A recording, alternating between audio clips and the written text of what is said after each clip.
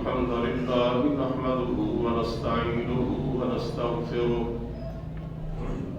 ونعوذ بالله من شرور أنفسنا ومن سيئات أعمالنا من يهده الله فلا مضل له ومن يضلله فلا هادي له وأشهد أن لا إله إلا الله وحده لا شريك له وأشهد أن محمدا عبده ورسوله أما بعد فإن خير الحديث كتاب الله وخير الهدي هدي محمد صلى الله تعالى عليه وسلم وشر الأمور محدثاتها وكل محدثة بدعة وكل بدعة ضلالة وكل ضلالة في النار رب اشرح لي صدري ويسر لي أمري واحلل عقدة من لساني يفقهوا قولي أعوذ بالله السميع العليم من الشيطان الرجيم بسم الله الرحمن الرحيم وما محمد إلا رسول قد خلت من قبله الرسل أفإن مات أو قتل انقلبتم على أعقابكم ومن ينقلب على عقبيه فلن يضر الله شيئا وسيجزي الله الشاكرين.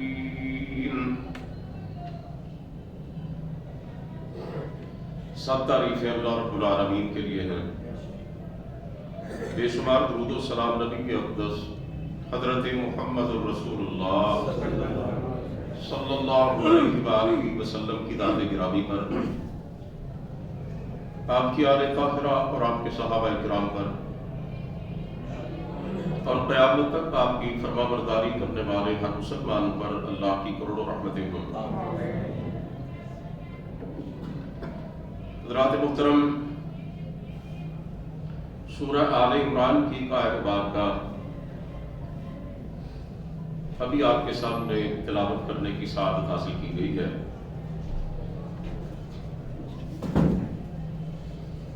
اس میں اللہ رب العزت نے ارشاد فرمایا وما محمد الا رسول، کہ محمد اللہ کے رسول ہیں صلی اللہ علیہ وسلم. قد خلت من قبلہ الرسل، آپ سے پہلے بھی بہت سے رسول اس دنیا میں آئے،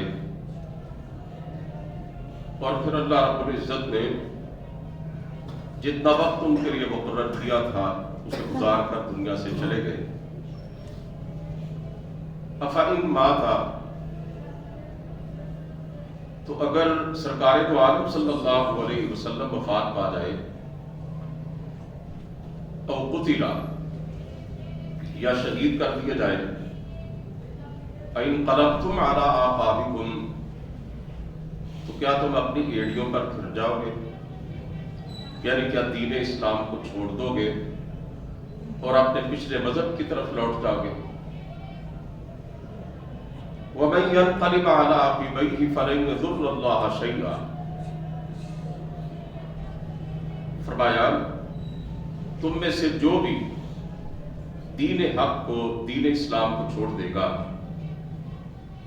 اور اپنے ماضی کی طرف پلٹے گا، اپنے آبائی مذہب کی طرف چلا جائے گا، پھر سے کفر کا راستہ اختیار کر لے گا، وہ اللہ تعالیٰ کا کوئی نقصان نہیں کرے گا، وہ پروردگار کا کچھ نہیں بگاڑے گا، وہ اپنا ہی نقصان کرے گا. وَسَيَجْزِي اللَّهُ الشَّاكِرِينَ، اور اللہ تعالیٰ صبر کرنے والوں کو بڑا اچھا بدلہ عطا کریں گے۔ اس آیہ مبارکہ کے نزول کا پس منظر یہ ہے کہ غزوہ احد میں کفار مکہ نے رسول مقبول صلی اللہ علیہ وسلم کو شہید کرنے کی پوری کوشش کی، اور اس سلسلے میں انہوں نے آپ صلی اللہ علیہ وسلم کو اپنا ہدف بنا لیا اور آپ پر تیروں کی بارش کر دی۔ یوں سمجھ لیں کہ شمع رسالت کو بجھانے کی پوری کوشش انہوں نے کی۔ اسی دوران یہ افواہ پھیل گئی کہ سرکار دو عالم صلی اللہ علیہ وسلم کو شہید کر دیا گیا ہے۔ اس جھوٹی خبر کے پھیلنے کی وجہ سے کئی صحابہ اکرام نے میدان جنگ کو چھوڑ دیا، اللہ کی راہ میں لڑنا ترک کر دیا، اور انہوں نے یہ کہا کہ اب اللہ کے رسول اس دنیا میں نہیں رہے تو پھر لڑنے کا فائدہ کیا ہے، پھر جہاد کرنے سے کیا حاصل ہوگا۔ اللہ رب العزت نے اس موقع پر اس حوالے سے یہ آیہ مبارکہ نازل فرمائی کہ رسول کریم صلی اللہ علیہ وسلم تو ہمارے پیغمبر ہیں۔ اللہ تعالیٰ فرماتے ہیں کہ ہمارا دین ہمارے کسی پیغمبر کی زندگی کے ساتھ وابستہ نہیں ہوتا کہ ہمارا نبی اگر دنیا میں نہ رہے تو ہمارا دین بھی اس کے ساتھ ختم ہو جاتا ہے، بلکہ اللہ فرماتے ہیں کہ ہمارے پیارے پیغمبر علیہ السلام سے پہلے بھی کتنے ہی نبی اور رسول دنیا میں آئے اور پھر چلے گئے، لیکن ہمارا دین تو باقی رہا، برقرار رہا۔ تو اے مسلمانوں، تمہیں تو یہ چاہیے تھا کہ تم پہلے سے بھی زیادہ استقامت اور عزیمت کے ساتھ میدان جہاد میں ڈٹے رہتے، پہلے سے بھی زیادہ ثابت قدمی کا مظاہرہ کرتے، اور جب تم نے یہ سنا، یہ افواہ تم تک پہنچی کہ ہمارے پیارے پیغمبر علیہ السلام کو شہید کر دیا گیا ہے، تو تمہیں تو ایسا عمل انجام دینا چاہیے تھا کہ پہلے سے بھی زیادہ شدت کے ساتھ اور جذبے کے ساتھ ہماری راہ میں جہاد کرتے اور تم بھی شہید ہو جاتے، لیکن تم نے تو وقتی طور پر جہاد کا راستہ چھوڑ دیا۔ دوسری بات میرے عزیزوں اس آیہ مبارکہ میں یہ بتلائی گئی ہے کہ اگر کوئی شخص دین اسلام کو قبول کرتا ہے، اللہ رب العالمین کی توحید کا اقرار کرتا ہے،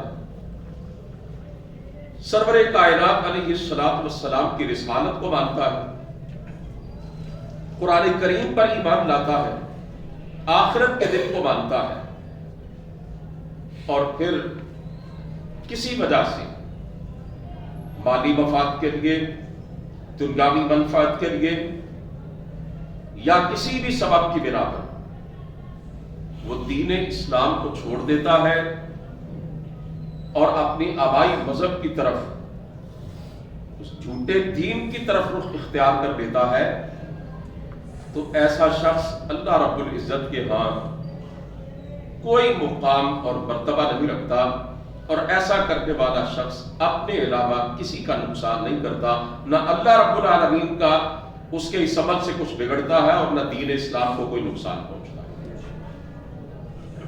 یہ جو طریقہ ہے نا جی، کہ کوئی بندہ اسلام قبول کرے، ایمان کا اظہار کرے، اور پھر دین اسلام سے منحرف ہو جائے، اس عمل کو اور اس طریقے کو ارتداد کہا جاتا ہے، اور ایسے شخص کو جو یہ رویہ اختیار کرتا ہے اسے مرتد کہا جاتا ہے۔ اللہ رب العزت نے اپنے کلام پاک میں کئی جگہوں پر، کہیں پیش گوئی کے طور پر، کہیں زجر و توبیخ کے طور پر، اور کہیں تنبیہ کے طور پر یہ بات ارشاد فرمائی ہے کہ ہمارے پیغمبر بہت سے دنیا میں آئے اور چلے گئے، ایک دن رسول مقبول صلی اللہ علیہ وسلم نے بھی اس دنیا سے رخصت ہونا ہے، لیکن ہمارا دین جیسے دوسرے نبیوں کے دنیا سے جانے کے بعد باقی رہا، اسی طرح سرکار دو عالم صلی اللہ علیہ وسلم کی وفات کے بعد بھی باقی رہے گا، ترقی کرتا رہے گا، آگے بڑھتا جائے گا، پھیلتا چلا جائے گا۔ لیکن ہر دور کے اندر کچھ ایسے لوگ ضرور پیدا ہوں گے کہ جو پہلے تو اس دین حق کے ساتھ وابستگی اختیار کریں گے اور پھر دنیاوی مفادات کی بنا پر یا اپنی کم علمی اور جہالت کی وجہ سے اس دین سے پیچھے ہٹ جائیں گے اور ارتداد کا راستہ اپنا لیں گے۔ اللہ تعالیٰ نے قرآن کریم کے اندر ارشاد فرمایا، یا ایھا الذین آمنوا من یرتد منکم عن دینہ فسوف یأتی اللہ بقوم یحبهم ویحبونہ اذلۃ علی المؤمنین اعزۃ علی الکافرین یجاہدون فی سبیل اللہ ولا یخافون لومۃ لائم ذلک فضل اللہ یؤتیہ من یشاء۔ فرمایا اے ایمان والو، کان کھول کر سن لو، کہیں یہ نہ سمجھنا کہ تم نے اللہ کے دین کو اختیار کیا ہے تو تم نے رب پر کوئی احسان کیا ہے یا تمہاری وجہ سے اللہ کا دین دنیا میں قائم ہے، اس غلط فہمی میں نہ رہنا۔ غور سے سن لو، تم میں سے جو بھی اپنے دین سے پھرے گا، دین حق سے انحراف کرے گا، اللہ فرماتے ہیں وہ ہمارے دین کو چھوڑتا ہے تو چھوڑ دے، تم سب بھی اگر ہمارے دین سے منحرف ہو جاؤ تو ہمیں کوئی پرواہ نہیں، ہم تمہارے محتاج نہیں اور ہمارا دین تمہارا محتاج نہیں ہے، ہم تمہاری جگہ اور لوگوں کو کھڑا کریں گے جو ہمارے دین کے متوالے ہوں گے، جو ہمارے دین کے پروانے ہوں گے، اور ان کا کردار یہ ہوگا کہ وہ اللہ سے محبت کرنے والے ہوں گے اور اللہ ان سے محبت کرنے والا ہے۔ وہ مومنوں پر بڑے نرم ہوں گے اور کافروں پر بڑے سخت ہوں گے، وہ اللہ کی راہ میں جہاد کریں گے اور اس حوالے سے کسی ملامت کرنے والے کی ملامت کی کوئی پرواہ نہیں کریں گے۔ دنیا کے لوگ انہیں تانے دیتے ہیں، دیتے رہیں، ان پر آوازیں کستے ہیں اور کستے رہیں، ان کا مذاق اڑاتے ہیں تو اڑاتے رہیں، وہ کسی جانب کوئی توجہ نہیں کریں گے، یکسو ہو کر سیدھے راستے پر چلیں گے اور دین کے حوالے سے انتہائی ثابت قدمی کا مظاہرہ کریں گے۔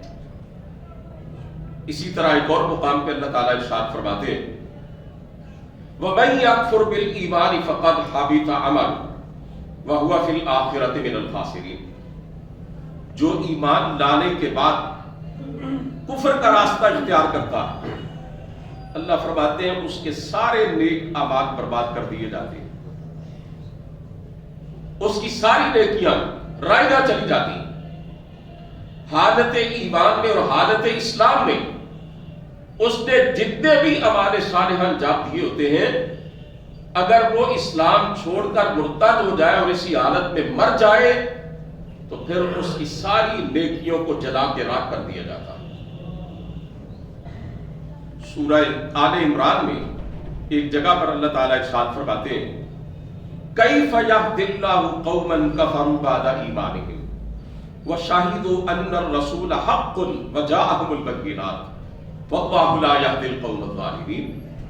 فرمایا اللہ ایسے لوگوں کو کیسے ہدایت دے گا، کس طرح اللہ رب العالمین انہیں سیدھا راستہ دکھائے گا، وہ اس قابل ہی نہیں ہے کہ ان پہ اللہ تعالیٰ حق کو واضح کرے اور اس کو قبول کر لے، اس لیے کہ انہوں نے ایمان کے بعد کفر کو اپنا لیا، انہوں نے ایمان کا اظہار کرنے کے بعد پھر اس سے انکار کر دیا، اور انہوں نے اللہ فرماتے ہیں ہمارے رسول کی سچائی کو بھی تسلیم کر دیا، ہمارے نبی کی سچی نبوت کی انہوں نے گواہی دی اور بعد میں اس سے مکر گئے۔ اللہ فرماتے ہیں ان الذین کفروا ثم ازدادوا کفرا لن تقبل توبتهم، کہ جو لوگ ایمان لانے کے بعد کفر کا راستہ اختیار کرتے ہیں پھر اس میں آگے بڑھ جاتے ہیں، ان کی توبہ قبول نہیں کی جاتی، وَأُولَئِكَ هُمُ الضَّالُّونَ، اور وہ پورے گمراہ ہو جاتے ہیں۔ مدینہ منورہ میں رسول کریم صلی اللہ علیہ وسلم کے دور میں آپ جانتے ہیں کہ یہودی بھی ایک تعداد میں رہتے تھے. وہ آسمانی مذاہب کے ماننے والے تھے. ان پر اللہ تعالیٰ کی طرف سے کتاب اتری تھی تورات. وہ اس کے جاننے والے، اس کے پڑھنے والے تھے. ان کے علم کی وجہ سے اور ان کی دانش کی وجہ سے، اسی طرح ان کے کاروبار کی وجہ سے عرب کے اندر انہیں بڑا رسوخ حاصل تھا. پورے ملک کے اندر ان کی عزت کی جاتی تھی. لیکن رسول کریم صلی اللہ علیہ وسلم کے پکے دشمن تھے، آپ کے سخت مخالف تھے. اپنی کتاب کی روشنی میں وہ اس بات کو اچھی طرح جانتے تھے کہ رسول مقبول صلی اللہ علیہ وسلم اللہ کے سچے نبی ہیں. یہاں تک اللہ تعالیٰ فرماتے ہیں الذین آتیناہم الکتاب یعرفون کما یعرفون ابناءہم. یہ ظالم، یہ یہودی، یہ میرے نبی کے دشمن میری کتاب کی روشنی میں اچھی طرح جانتے ہیں. جو تورات میں میں نے اپنے پیغمبر کی نشانیاں بتلائی ہیں ان کے حوالے سے اچھی طرح سمجھتے ہیں کہ آپ اللہ کے سچے رسول ہیں. فرمایا جیسے یہ اپنے بیٹوں کو پہچانتے ہیں نا، اسی طرح یہ اللہ کے رسول کو پہچانتے ہیں کہ آپ اللہ کے سچے نبی ہیں. لیکن مانتے نہیں تھے. ان کا تعصب قبول حق میں رکاوٹ تھا. انہوں نے جب یہ دیکھا کہ مدینہ منورہ میں اسلام پھیلتا جا رہا، قافلہ حق آگے بڑھتا چلا جا رہا، تو دین اسلام کے خلاف سازش کی. انہوں نے بڑا عجیب راستہ اپنایا کہ کسی طرح اسلام کی ترقی میں رکاوٹ ڈالی جائے. اللہ تعالیٰ فرماتے ہیں وَقَالَتْ طَائِفَةٌ مِّنْ أَهْلِ الْكِتَابِ آمنوا بالذی انزل علی الذین آمنوا وجہ النہار واکفروا آخرہ لعلہم یرجعون. یہودیوں نے یہ سازش کی، اپنے لوگوں سے کہنے لگے ایسا کرو کہ دن کے آغاز میں صبح کے وقت تم ایمان اور اسلام کا اظہار کر دیا کرو. تم یہ کہنا شروع کر دیا کرو کہ جناب ہم تو مسلمان ہو چکے ہیں. تم یہ بتلانا شروع کر دیا کرو کہ ہم تو محمد رسول اللہ صلی اللہ علیہ وسلم کو مان چکے، ہم ایمان لا چکے. اور جب سورج ڈوب جائے نا جی، دن ختم ہونے کو آئے، تو پھر تم لوگوں میں اس بات کو مشہور کر دیا کرو کہ نہیں، ہم نے نہیں مانا، ہم نے اسلام قبول نہیں کیا، یہ کوئی ایسا اچھا دین نہیں ہے، اس میں ہمیں کوئی بلائی نظر نہیں آئی. اگر ہم نے صبح ایمان اور اسلام کا اعلان کیا تھا، اب ہم یہ بتلاتے ہیں اور یہ اعلان کرتے ہیں کہ ہم دین اسلام کو چھوڑ چکے ہیں. اللہ تعالیٰ فرماتے ہیں اس کا سبب کیا تھا؟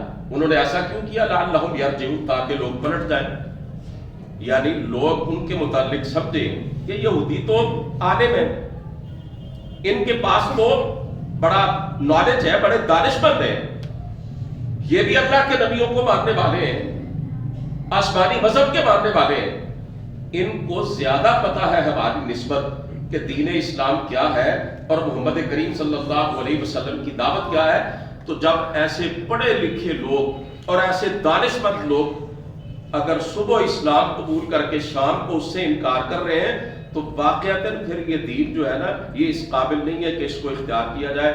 لوگوں کو دین حق سے برگشتہ کرنے کے لیے، دور کرنے کے لیے انہوں نے یہ طریقہ اختیار کیا کہ اسلام کا اظہار کرو پھر مرتد ہو جاؤ.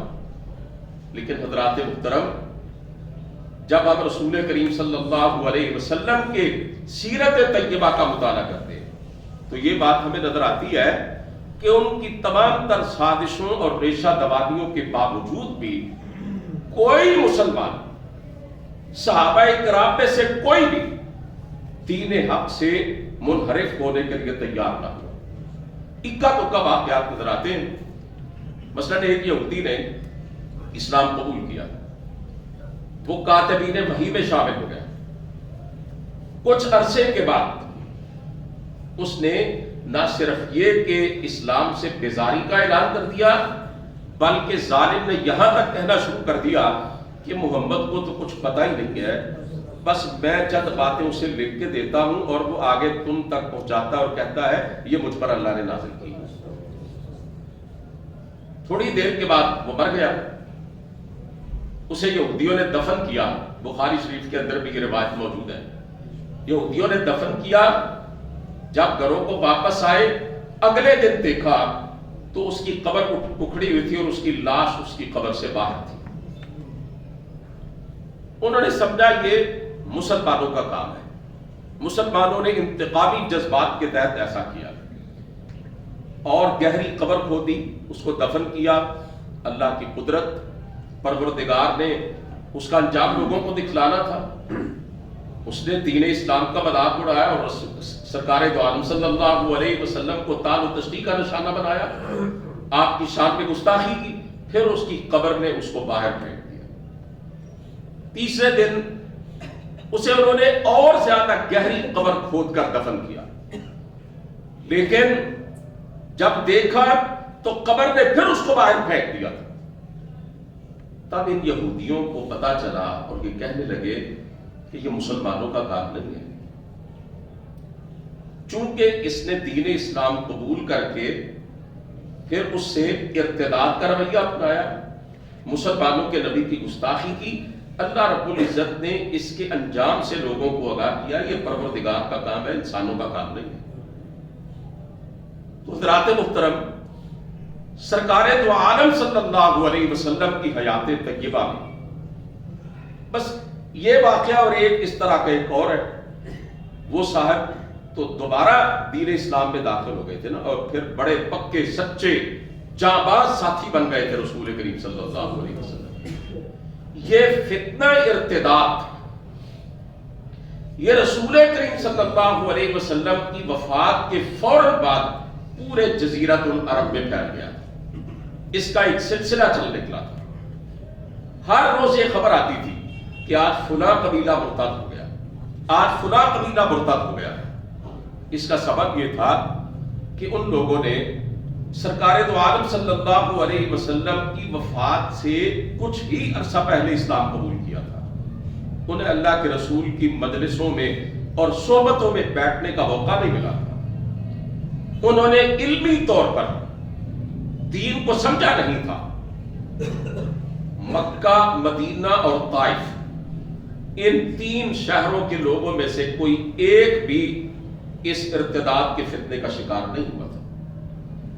باقی ہر جگہ سے, پورے جزیرۃ العرب سے روزانہ کی بنیادوں پر یہ خبریں آتی تھیں کہ قبائل کے قبائل مرتد ہو رہے ہیں, اسلام کو چھوڑ رہے ہیں.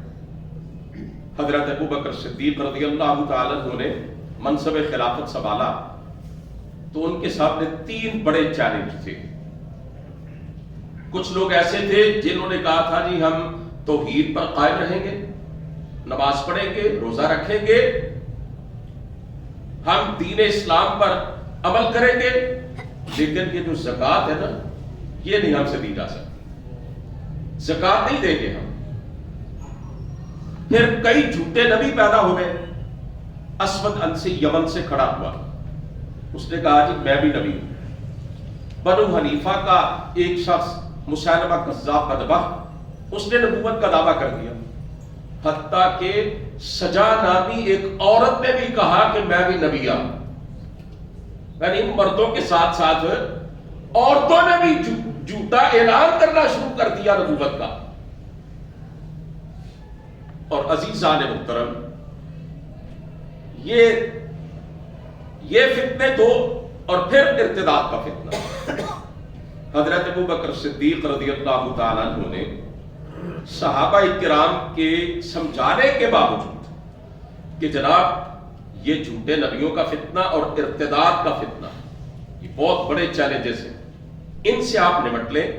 یہ جو زکوٰۃ نہیں دیتے نا ان کو آپ وقتی طور پر چھوڑ دیں, ان سے ذرا نرمی کریں. یہ اسلام کے باقی احکامات پر تو عمل کرتے ہیں نا, آہستہ آہستہ زکوٰۃ بھی دینا شروع کر دیں گے. لیکن حضرت ابوبکر صدیق رضی اللہ تعالیٰ عنہ جو اپنی نرمی کی وجہ سے صحابہ میں معروف تھے, اس موقع پر اتنا سخت اور اتنا شدید موقف انہوں نے اختیار کیا کہ صحابہ حیران رہ گئے.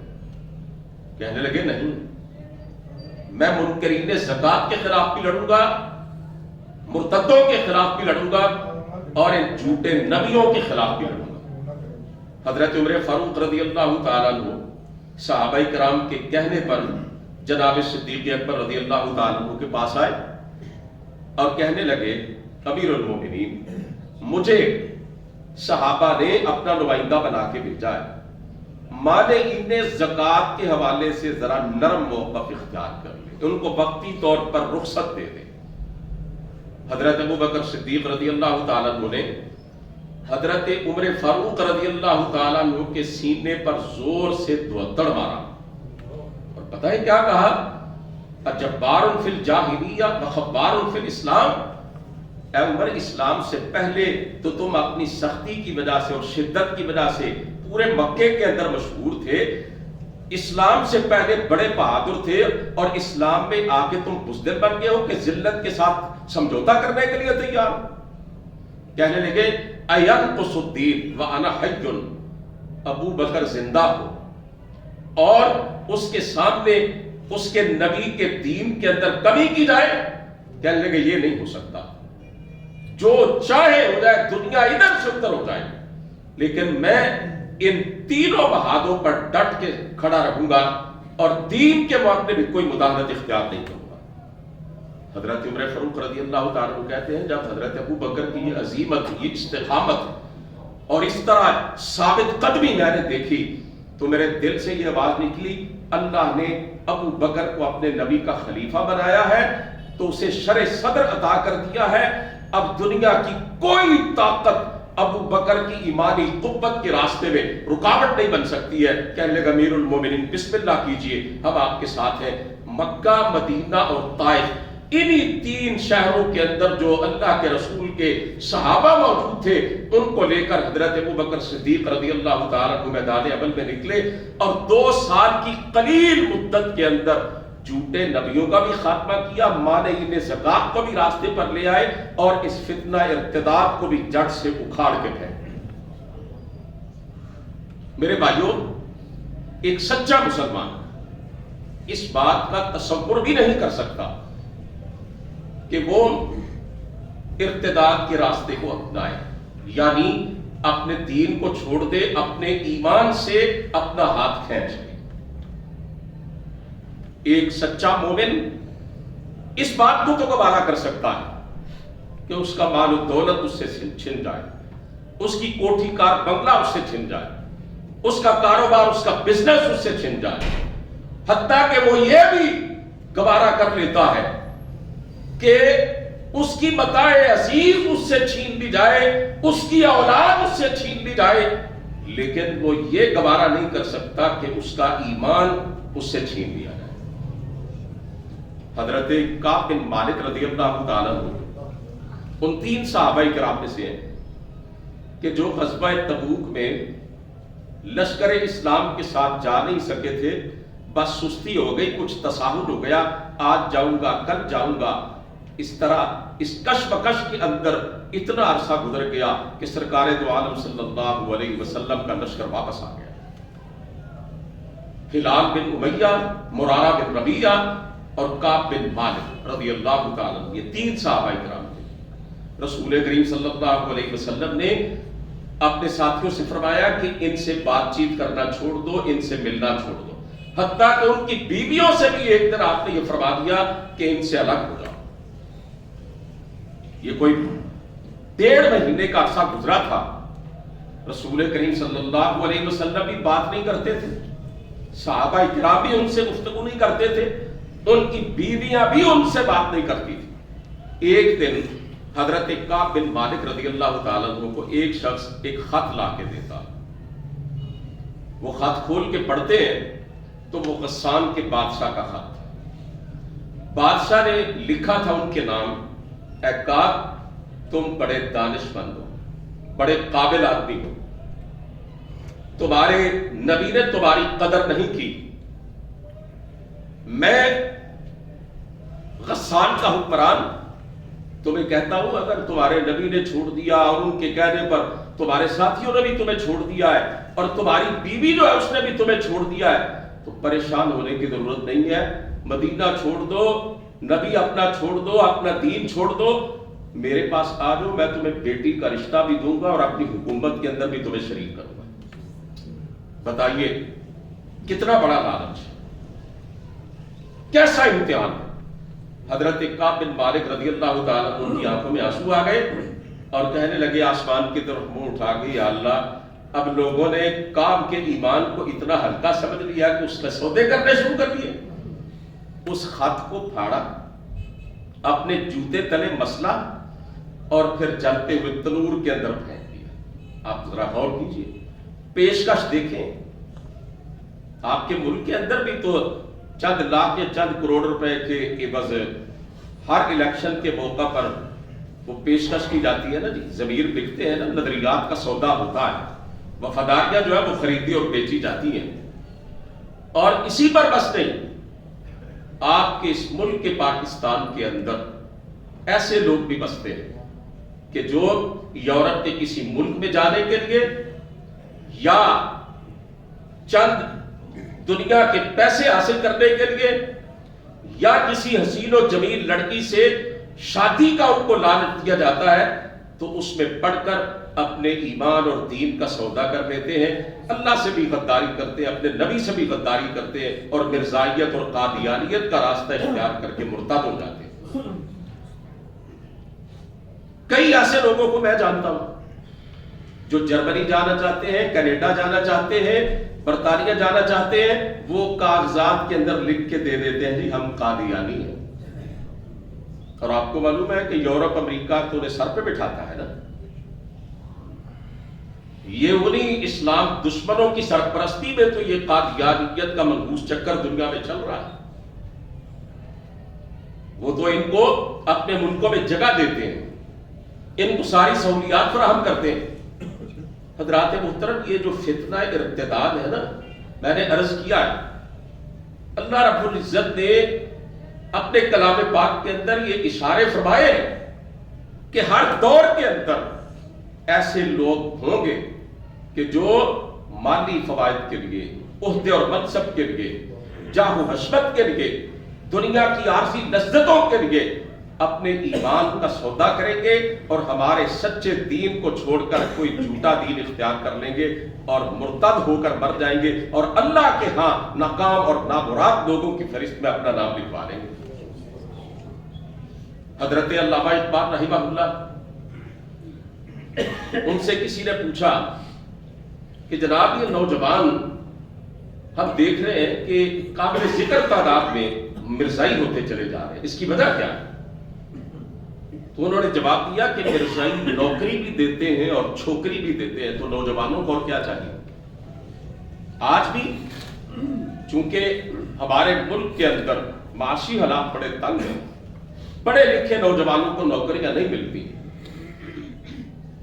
برا ہو ہمارے ملک کے ان سیاست دانوں کا اور مقتدر طبقات کا کہ انہوں نے اس ملک میں اس طرح لوٹ مار مچائی ہے کہ اس ملک کے خزانے کو چاٹ چکے ہیں اور لاکھوں نوجوان بڑی بڑی ڈگریاں ہاتھوں میں لیے گھوم پھر رہے ہیں, بے روزگاری کا شکار ہے. اور مرزائی جو ہے وہ انہیں اپنا لقمہ تر بنا رہے ہیں, کہتے ہیں تمہیں باہر بھیجتے ہیں, تمہیں نوکری دیتے ہیں, آؤ تمہیں کسی بڑی خوبصورت حسین و جمیل لڑکی کے ساتھ تمہاری شادی کروا دیتے ہیں. تو جو نوجوان ہوتے ہیں ان کو پرکشش نوکری بھی ملے اور خوبصورت بیوی بھی ملے تو میرے بھائیوں یہ ان کے لیے ایک بہت بڑی آزمائش ہوتی ہے. ہمیں اس بات کا احساس نہیں ہوتا, لیکن یہ ارتداد کا فتنہ قادیانیت کی سرپرستی کے اندر میرے ملک کی جڑیں کاٹ رہا ہے اور بڑی تعداد میں نوجوان جو ہے وہ مرتد ہو رہے ہیں. ڈاکٹر اسرار احمد صاحب رحمہ اللہ, اللہ تعالیٰ ان کی قبر کو منور کرے, انہوں نے جو 1974 عیسوی میں قادیانیوں کو غیر مسلم اقلیت قرار دیا تھا اس پر بڑا زبردست تبصرہ کیا. میں آپ کی توجہ چاہتا ہوں, میں ڈاکٹر صاحب کا تجزیہ آپ کو سنانے جا رہا ہوں. انہوں نے کہا قادیانیوں کو غیر مسلم اقلیت قرار دیا گیا، یہ بالکل درست ہے، لیکن یہ قانون نامکمل ہے۔ انہوں نے کہا نامکمل اس لیے ہے کہ اسلام میں مرتد کی سزا یہ ہے کہ اسے قتل کر دیا جائے۔ 3 وجوہات کی بنا پر ایک شخص کو قتل کیا جا سکتا ہے حکومت کی طرف سے، ریاست کی طرف سے۔ السیب الزانی، شادی شدہ ہو اور زنا کا ارتکاب کرے، اسے سنسار کیا جائے گا، رجم کیا جائے گا۔ النفس بالنفس، اللہ کے رسول نے فرمایا کسی شخص نے ناحق کسی دوسرے کو قتل کیا، بدلے میں اس کو قتل کیا جائے گا۔ وہ تارک لدین، اور کوئی شخص اپنا دین چھوڑ دے، ایمان چھوڑ دے، اسلام سے منحرف ہو جائے، مرتد ہو جائے، اس کو بھی قتل کیا جائے گا۔ ڈاکٹر صاحب نے فرمایا کہ یہ قانون تب مکمل ہوتا جب اس طرح کہا جاتا کہ اب تک جو قادیانی ہے وہ غیر مسلم قرار دے دیے گئے ہیں، اور آج کے بعد اگر کوئی مسلمان قادیانیت کو قبول کرے گا تو وہ مرتد ہوگا اور اس کی سزا یہ ہوگی اسے قتل کیا جائے گا۔ میری بات سمجھ میں آئی ہے؟ اصل حل ہی یہی تھا، اور یہ پورا قانون یہ ہونا چاہیے تھا، یہی بننا چاہیے تھا۔ اسی طریقے سے میرے بھائیوں اس کے سامنے بند باندھا جا سکتا تھا۔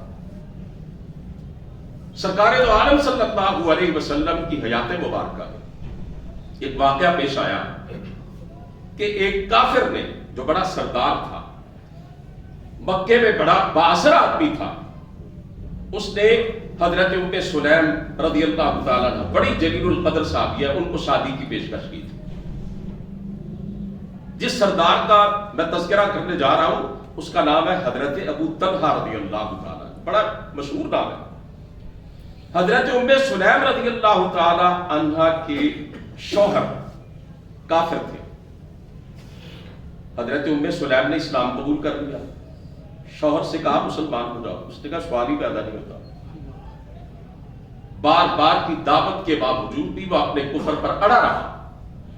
تو حضرت ام سلیم رضی اللہ تعالی عنہا نے کہا کہ اگر تم اپنے کفر پر جمے ہوئے ہو تو پھر یہ سمجھ لو میں تمہیں چھوڑ سکتی ہوں لیکن اللہ کے سچے دین کو نہیں چھوڑ سکتی۔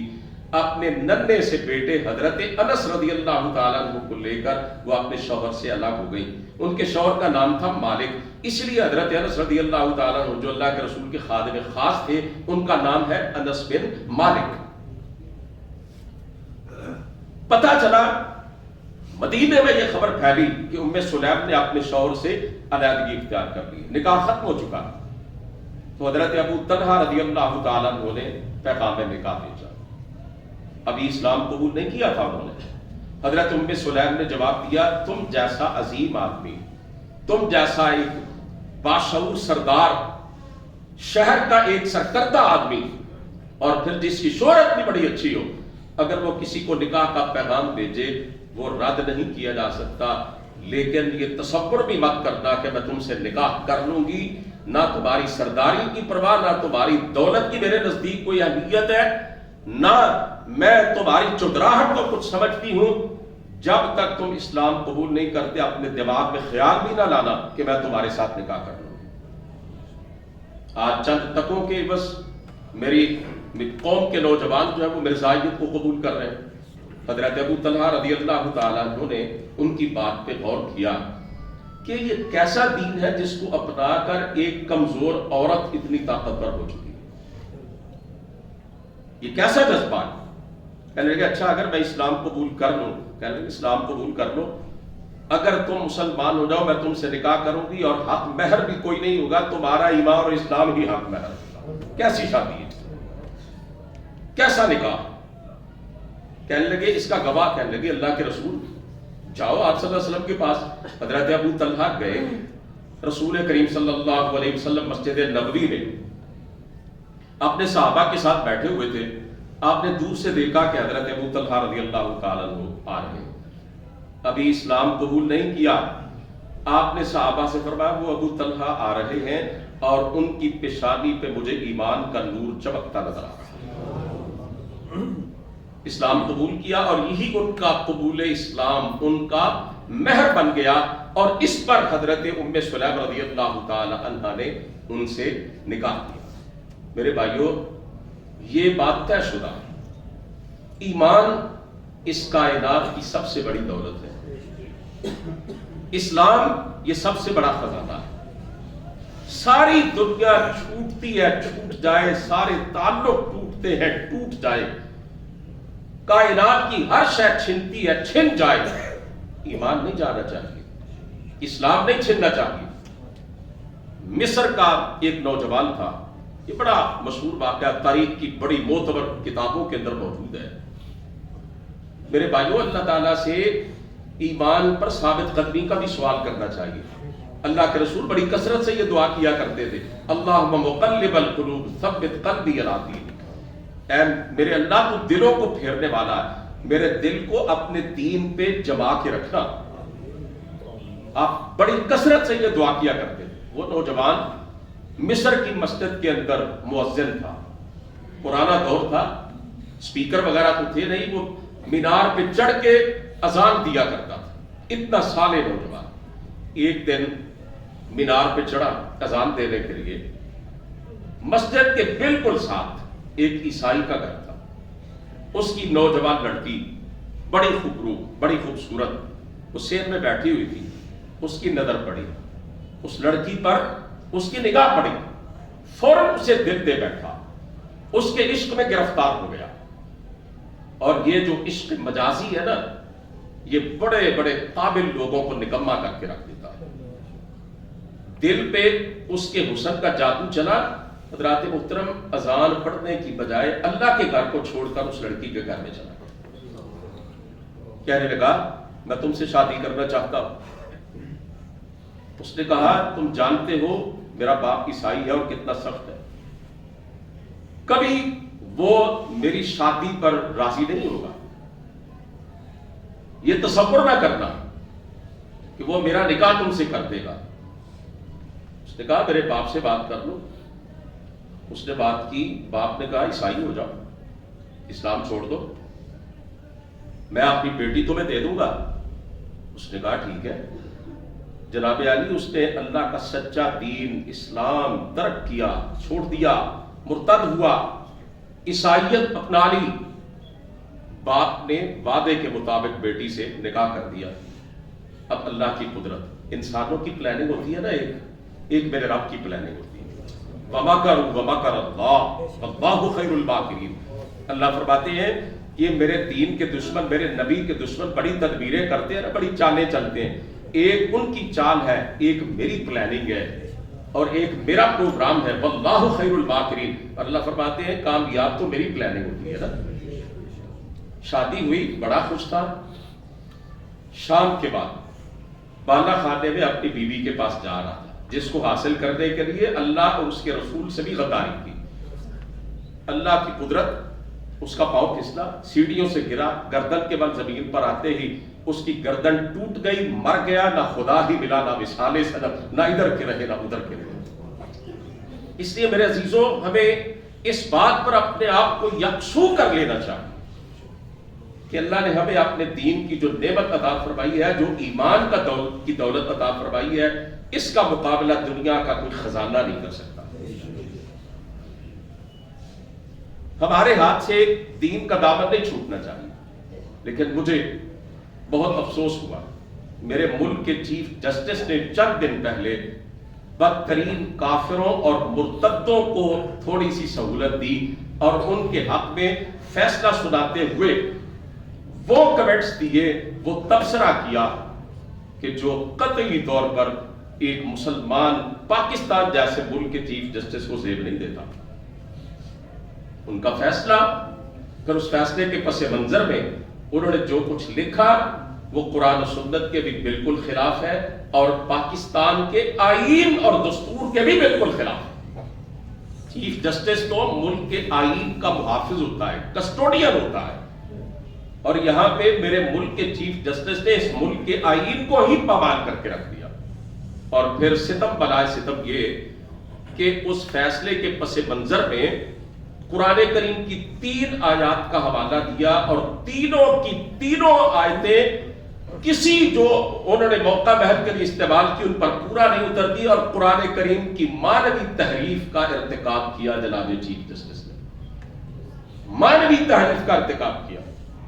میرے پاس وقت نہیں ہے، انشاءاللہ پھر کسی وقت تفصیل سے عرض کروں گا۔ اتنا یاد رکھیے کہ اس فیصلے کی تشریح میں اور اس فیصلے کی سپورٹ میں چیف جسٹس نے قرآن مجید کی تینوں آیتیں جو پڑھی ہیں وہ موقع محل سے سیاق و سباق سے بالکل ہٹ کر نہ ان کا معنی وہ بنتا، نہ ان کا ترجمہ وہ بنتا، نہ ان کی تفسیر وہ بنتی۔ پھر جب احتجاج ہوا تو پھر انہوں نے فرمایا، پریس ریلیز جاری کیا کہ جناب یہ علماء کا کام ہے کہ دینی معاملات میں رہنمائی کریں، میرے فیصلے میں اگر کوئی بات غلط ہے تو اس پر نظر ثانی کی اپیل کی جا سکتی ہے۔ اور الحمدللہ ثم الحمدللہ اس فیصلے کے خلاف سب سے پہلے جس نے عملی اقدام اٹھایا اور اس فیصلے کو غلط قرار دیا اور قرآن و سنت کے منافی قرار دیا اور حقیقت سے آگاہ کیا، وہ جماعت اسلامی کے نائب امیر جناب ڈاکٹر فرید احمد پراچا۔ اور پچھلے جمعے جناب سراج الحق صاحب امیر جماعت اسلامی نے منصورہ کی جامع مسجد میں خطبہ جمعہ دیتے ہوئے چیف جسٹس کے اس غلط اور خلاف قرآن و سنت اور خلاف آئین فیصلے کو ثابت کیا کہ جناب آپ نے یہ بالکل غلط اور خلاف حقیقت فیصلہ دیا ہے، اور پھر اس میں یہ اعلان کیا کہ ہم سپریم کورٹ میں اس فیصلے کے خلاف نظر ثانی کی اپیل دائر کر رہے ہیں۔ الحمدللہ جماعت اسلامی نے اس فیصلے کے خلاف اپیل دائر کر دی ہے اور انشاءاللہ کامیابی ہوگی۔ پتہ نہیں ہمارے ملک کے مقتدر لوگ اس طرح کے رویے کو اختیار کرتے ہیں، مجھے تو شک پڑتا ہے جیسے اس سے پہلے ہمارے کئی چیف جسٹس ریٹائرمنٹ کے بعد یورپ کے اندر عیش و آرام کی زندگی گزار رہے ہیں نا، شاید اس چیف جسٹس کی بھی خواہش یہ ہے کہ میں ریٹائر ہو جاؤں تو مجھے امریکہ اور یورپ کی طرف سے سارا آنکھوں پہ بٹھایا جائے اور مجھے بڑی قدر و منزلت سے نوازا جائے۔ پھر یہ کہہ دیا جی ہر شخص کو مذہبی آزادی حاصل ہے، مذہبی ادارے بنانے کی آزادی حاصل ہے، مذہبی تبلیغ کی آزادی ہے۔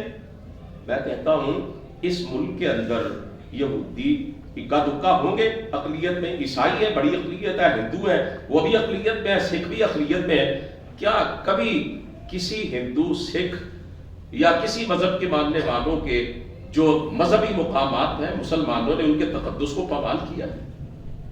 کبھی ان کے حقوق ہڑپ کیے، کبھی ان پہ ظلم کیا ہے؟ یہ مرزائی اور قادیانی بچہ بچہ جانتا ہے، لیکن میرا چیف جسٹس نہیں جانتا کہ یہ قادیانی جو ہے یہ وہ کافر نہیں ہے جیسے عیسائی ہندو سکھ کافر ہے۔ وہ اپنے آپ کو اقلیت مانتے ہی نہیں، وہ تو اپنے آپ کو مسلمان کہتے ہیں اور ہم سب کو کافر کہتے ہیں۔ یہ بچہ بچہ جانتا ہے اور آئین میں یہ درج ہے۔ مرزائی اپنے مذہب کو اسلام نہیں کہہ سکتے، اگر کہیں گے مقدمہ دائر ہوگا، سلام نہیں۔ وہ اپنی عبادت گاہ کو مسجد نہیں کہہ سکتے، لکھ نہیں سکتے اس پر، اپنی جو عبادت گاہ اس کا مینار نہیں بنا سکتے، وہ قرآن کریم کی کو چھاپ نہیں سکتے، قرآن مجید کی جو تفسیر انہوں نے لکھی ہے گمراہ کن تفسیر اس کو پھیلا نہیں سکتے۔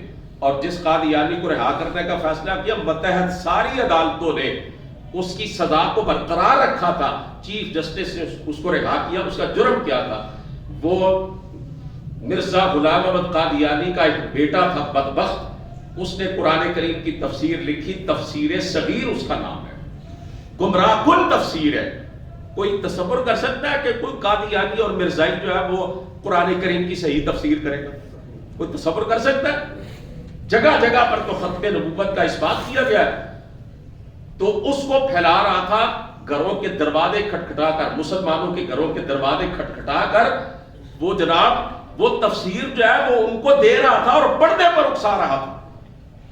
میں آپ سے یہ پوچھنا چاہتا ہوں، کوئی قادیانی آپ کی آنکھوں کے سامنے آپ کے بیٹے کو گمراہ کرنے کی کوشش کرے اور مرتد بنانے کی کوشش کرے، گوارا کریں گے؟ چیف جسٹس کو احساس بھی نہیں کہ مسلمان بدعمل ہے، بے عمل ہے، لیکن ختم نبوت کے حوالے سے تو مسلمان پاکستان کا جتنا جذباتی ہے کسی اور معاملے میں ہے ہی نہیں۔ یہ وہ قوم ہے جس نے کئی ہزار جانوں کی قربانیاں دے کر ختم نبوت کا دفاع کیا۔ چیف جسٹس کو پتہ ہی نہیں ہے کس معاملے میں وہ اپنے بغیر سوچے سمجھے جو ہے وہ رائے دے رہا ہے۔ میں یہ عرض کرنا چاہتا ہوں، ختم نبوت یہ بنیادی مسئلہ ہے، یہ کفر اور ایمان کا مسئلہ ہے۔ میری بات سن رہے ہیں آپ لوگ؟ یہ کوئی ایک پہلو نہیں ہے ہمارے کسی عقیدے یا کسی عمل کا، یہ ہمارے دین کی بنیاد ہے۔ یہ کفر اور اسلام کے درمیان حد فاصل ہے۔ ایک چیف جسٹس تو کیا، ساری کائنات کے لوگ بھی ہمارے سامنے آ جائیں، امریکہ، برطانیہ اور کینیڈا اپنی تمام تر قوت قاہرہ اور جابرہ کے ساتھ ہم پہ حملہ آور ہو جائے اور کہے ختم نبوت پہ سمجھوتا کر لو، مر جائیں گے، کٹ جائیں گے، دار و رسن کو چوم لیں گے، لیکن ختم نبوت پہ ذرہ برابر بھی کمپرومائز کرنے کے لیے تیار نہیں۔ یہ ہمارے ایمان کا مسئلہ ہے، اور ہمارا ایمان ہمیں اپنی جان سے بھی زیادہ عزیز ہے کہ نہیں؟